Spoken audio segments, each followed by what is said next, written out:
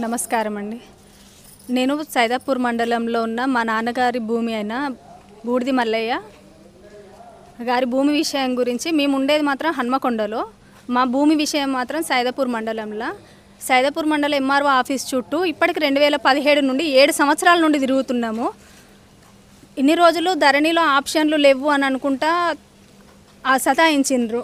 MRO గారు ఇప్పుడు ఆప్షన్లు లేవు, ఆప్షన్లు వచ్చినప్పుడు ఎత్తాం, భూమి మీదే, మీ పేరు మీద అయితే ధరణిలో వస్తుంది కదా, ఆగండి ఆగండి అని అనుకుంటా ఇన్ని రోజులు ఆపినరు. ఇప్పుడు ధరణి ఆప్షన్స్ ఇట్లా కొత్త భూమి మా కొత్త చట్టం వస్తుంది అది ఇది అని అనుకుంటానంటే సరే అని చెప్పేసి ఇప్పుడు తిరుగుతుంటే ఇప్పుడున్న ప్రస్తుతం ఉన్న దూలం మంజుల గారు అన్ని ఎంక్వైరీ చేసి మీదే అమ్మ, ఊర్లో కూడా అందరూ ప్రజలే కానీ ప్రెస్ వాళ్ళే కానీ ప్రతి ఒక్కరూ మీదే అని చెప్తున్నారు అని చెప్పేసి న్యాయంగా ఇది మా దగ్గరనే మిస్టేక్ జరిగింది, ఇప్పుడు మీకు న్యాయంగా మేము చేస్తాము, మా దగ్గర తప్పు జరిగింది కాబట్టి మేమే సరి చేయాలి అని చెప్పేసి మేడం గారు మాకు చేయడానికి అనుకూలంగానే ఉన్నారు. కానీ అందులో ఉన్న శరత్ కుమార్ ఆర్ఐ సార్ మాత్రం, గిరిదావర్ గారు మాత్రం మమ్మల్ని బాగా ఇబ్బంది పెడుతున్నారు. మేడం గారు చెప్పి 3 నెలలు అవుతుంది, 3 నెలల నుండి కూడా మాకు పంచనామాకు రాకుండా సతాయించి ఇప్పుడు మొన్న మేడం మీదకే మాట్లాడుతూ నాకు మెమో ఇస్తేనే నేను పంచనామాకి వెళ్తా అని తహసీల్దార్ గారి మీదకే మాట్లాడి మెమో ఇచ్చిన తర్వాత కూడా వారం రోజులు తిప్పిండ్రు మమ్మల్ని. వారం రోజులు తిప్పించి మొన్న వచ్చి పంచనామా చేస్తే కూడా మేము డబ్బులు ఇచ్చి సాక్షులను తయారు చేసినామని చెప్పేసి మేడం గారికి అబద్ధాలు చెప్తూ మాట్లాడుతున్నారు. పంచనామా కూడా సరిగా చేయలేదు. మేము 5-6 తీసుకొచ్చుకున్నాం సాక్షులను. ఒక్క ముసలైనతోటే మాట్లాడి ముసలైన మాట్లాడింది జల్తుందా, ఆ ముసలైనని పైసలు ఇచ్చి తీసుకొచ్చుకున్నారు. ఆపోజిట్ అతను రాకుండా ఆ పంచనామా అసలు చెల్లుబాటే కాదు అని అనుకుంటా ఆర్ఐ సార్ గారు మాట్లాడుతున్నారట. ఆర్ఐ సార్ గారు ఉన్నన్ని రోజులు మాకు న్యాయం జరగదు. మా భూమి మాకు రావాలని ఇప్పటికీ 7 సంవత్సరాల నుండి తిరుగుతున్నాం. ఇంకా 7 సంవత్సరాలైనా తిరగడానికి సిద్ధంగానే ఉన్నాం. కానీ ఆర్ఐ సార్ గారి మీద మాత్రం కంప్లైంట్ తీసుకోవాలని. హేమలత. మీ తండ్రి గారి పేరు? బూడిద మల్లయ్య. అసలు ఏం జరిగింది? ఫస్ట్ ఆ భూమి ఎవరికి అమ్మారు, ఏం జరిగింది? బూడిద మల్లయ్య గారు మా నాన్నగారు 32 గుంటలను గడ్డం మల్లయ్య సన్న బక్కయ్య అనే కుర్మ కులస్తునికి 92-95 మధ్యలను 97 వరకు అమ్మిండ్రు. ఎంత అమ్మారు? ఒక 32 గుంటలు మాత్రమే అమ్మినాం. తర్వాత ఏం జరిగింది? మేము ఇక్కడ ఊర్లో లేము. ఊర్లో లేకుండా మేము హన్మకొండలో మా మొత్తం 2 ఎకరాల 10 గుంటల భూమి ఉన్నది మాకు. మా దాంట్లోనే రోడ్డు కట్టయింది. మాది అసలు మొత్తం మా పాలొల్ల 4 పాలొల్లది కలుపుకొని 12 ఎకరాల బిట్టు. అందులో మనిషికి 3 ఎకరాలు వచ్చింది. అందులోకి వెళ్ళే రోడ్డు కూడా మా భూమిలోకి వెళ్ళే, మా నాన్నగారి భూమిలోకి వెళ్ళే రోడ్డు పోయింది. మొత్తం రోడ్డు కింద అని కొద్ది రోజులు చెప్పుకుంటూ వచ్చిండ్రు. ఇప్పుడు మాత్రం అసలు 2 ఎకరాల 10 గుంటల భూమి ఉన్నది. 32 మాకు ఈ ఊర్లో ఉన్న సర్పంచులు కానీ వీళ్ళందరూ కానీ వాళ్ళకే సపోర్ట్ చేస్తున్నారు. టీఆర్ఎస్ పైడిపల్ల తిరుపతి దీనికి కారణం సార్. ఇది మొత్తం ఆయన వీడియో ఫుటేజ్ కూడా నాకు కారణం సార్. నేను ఒక ల్యాండ్ మీదకి పోయినప్పుడు కూడా ఎంక్వైరీకి వస్తే ఏం చేయాలి, ఇన్ని రోజులు ఏం చేయాలి మీరు, ఇది నేనే చేయించినా ఏం చేస్తారో చేసుకోపోరా అని చెప్పేసి మా మీద రివర్స్ అయ్యండి మేడం. రివర్స్ అయ్యండి అండి సార్. ఈ ప్రతిదానికి ఊర్లో ఉన్న పెద్ద మనుషులు వీళ్ళంతా కొంచెం అధికారులు ఉన్నారు సార్. కొంచెం ఎట్లా అంటే రాజకీయ పరంగా కొంచెం వాళ్ళు ఈ మమ్మల్ని ఒత్తిడి చేస్తారు. మేము ఇట్లా కూడా మీరు ఎంఆర్ ఆఫీస్కి పోయి మేము ఇది ఎంక్వైరీ చేయండి మేడం, చేయండి అని అంటే కూడా అసలు ఆర్ఐ గారు పట్టించుకోవట్లేడు. నేను మంత్రి గారి దగ్గర కూడా పోయినా, నేను ఆల్రెడీ ప్రభాకర్ మంత్రి గారి దగ్గర కూడా పోయి నేను లెటర్ తీసుకొచ్చిన, అట్లకే తీసుకొచ్చినా కూడా అసలు రెస్పాండ్ లేకుండా ఉండే. మేడం ఎంత చెప్పినా కూడా ఆర్ఐ గారు అనేది అసలు పట్టించుకుంటలేడు సార్. అసలు మొత్తం ఇప్పుడు కూడా ఈ రోజు కూడా ప్రజెంట్ కూడా నేను ఆల్రెడీ ఇప్పుడు ఆఫీస్కి పోయి వెళ్తున్నా, అసలు మేడం చెప్పినా కూడా నేను వినట్లేదు. ఇక మీరు ఏం చేస్తారు చేసుకోపోరని చెప్పేసి మేడం కూడా అనేది మాకు సంబంధం లేదు, ఆర్ఐ గారి మీద మీరు ఏం చేస్తారు చేసుకోండి, నాకు కూడా ఇంటలేడు సార్ అని చెప్పేసి చెప్పినాం సార్. కానీ ఇప్పుడు కలెక్టర్ గారికి వచ్చి ఆర్ఐ గారి మీద కంప్లైంట్ చేద్దామని ఇక్కడికి వచ్చాము. చేసాం, ఇప్పుడు ఇచ్చాం సార్, ఆల్రెడీ కంప్లైంట్ ఇచ్చాం.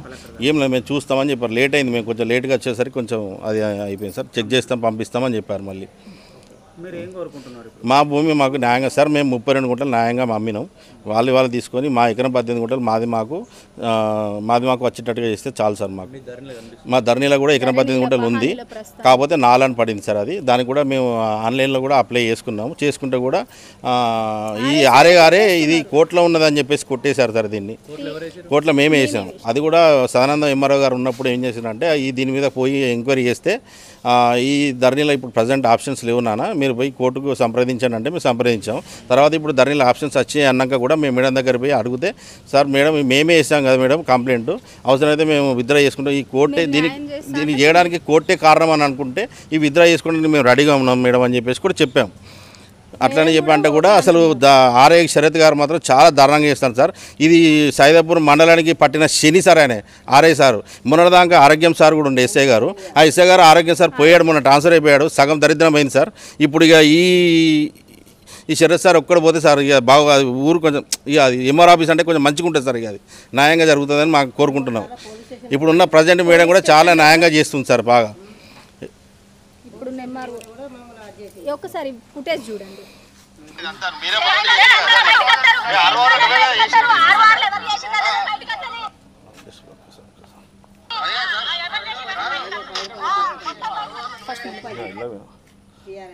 మీడియా లింక్స్ లో